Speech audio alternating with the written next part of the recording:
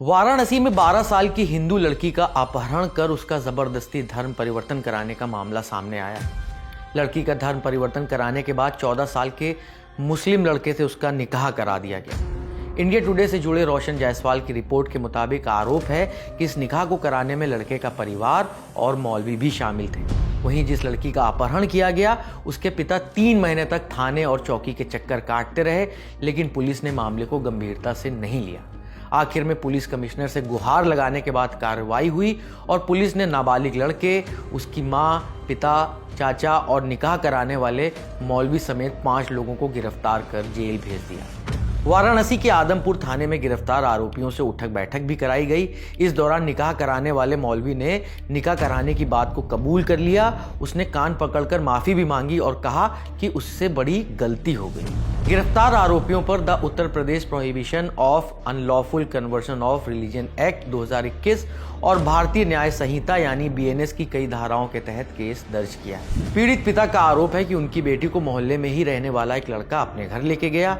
जब वो बेटी को लेने पहुंचे तो वो लड़का, उसके पिता शरीफ, चाचा लालू और करीब 1 दर्जन लोगों ने उन्हें धमकाया। कहा कि लड़की अब उनके मजहब में है, उसका निकाह करा दिया गया है और उस पर पिता का कोई हक नहीं है। जबरन भीड़ जुटाई गई और पिता को धमकी दी गई कि काफिर का कत्ल कर देंगे। किसी तरह जान बचाकर पीड़ित पिता वहां से भाग निकला। 3 महीने तक चौकी और थाने का चक्कर काटने के बाद भी कोई सुनवाई नहीं हुई। पिता ने पुलिस कमिश्नर मोहित अग्रवाल को प्रार्थना पत्र दिया, तब जाकर पुलिस हरकत में आई।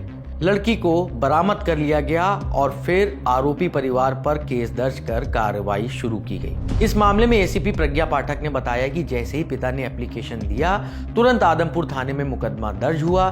लड़की को अगले दिन ही वहां से छुड़ा लिया गया।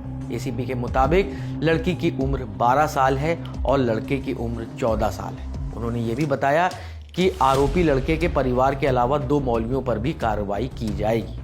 मामले को लेकर पुलिस ने और क्या कुछ बताया है, सुनिए। कल 1 सितंबर को जी के द्वारा एक एप्लीकेशन थाना आदमपुर पे दी गई, जिसमें यह बताया गया कि उनकी बेटी को वो कई दिनों से ढूंढ रहे हैं और वो गायब हो गई है। जैसे ही उन्होंने थाना आदमपुर पर एप्लीकेशन दी, तुरंत अभियोग पंजीकृत किया गया और एक टीम उस लड़की की बरामदगी के लिए लग गई।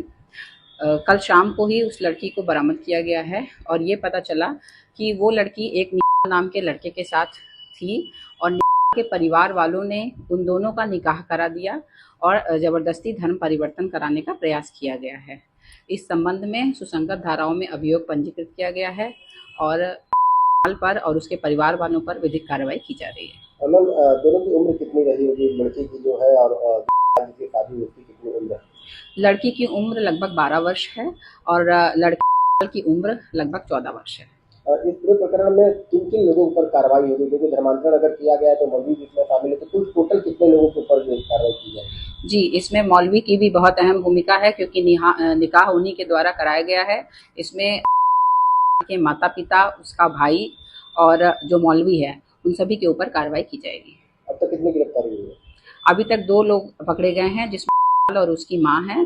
अन्य लोगों के लिए पुलिस टीम लगी हुई है। पुलिस ने नाबालिग आरोपी, उसकी मां, उसके पिता शरीफ उर्फ राजू, चाचा लालू और मौलवी मोहम्मद हसीन को गिरफ्तार कर जेल भेज दिया है। इस खबर पर लगातार हमारी नजर बनी हुई है। आपके लिए सारी जानकारी लेकर आए थे हमारे साथी दीपेंद्र गांधी। मैं हूं नीरज और आप देखते रहिए दी लल्लन टॉप।